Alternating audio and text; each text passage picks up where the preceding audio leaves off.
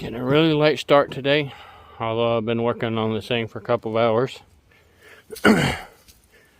Had to get every grease zerk, and there's grease zerks all over the place on this thing. All these pins. This one down here nearly broke my grease gun to get it to push the grease through.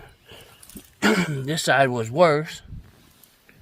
It did break my grease gun, but I've got grease where it looks like they haven't had grease in months. All these grease zerks. Air filters cleaned out. Nice and clean for me to go get it dirty. But that's what I rented it for. Now I gotta put 5 gallons of fuel in it.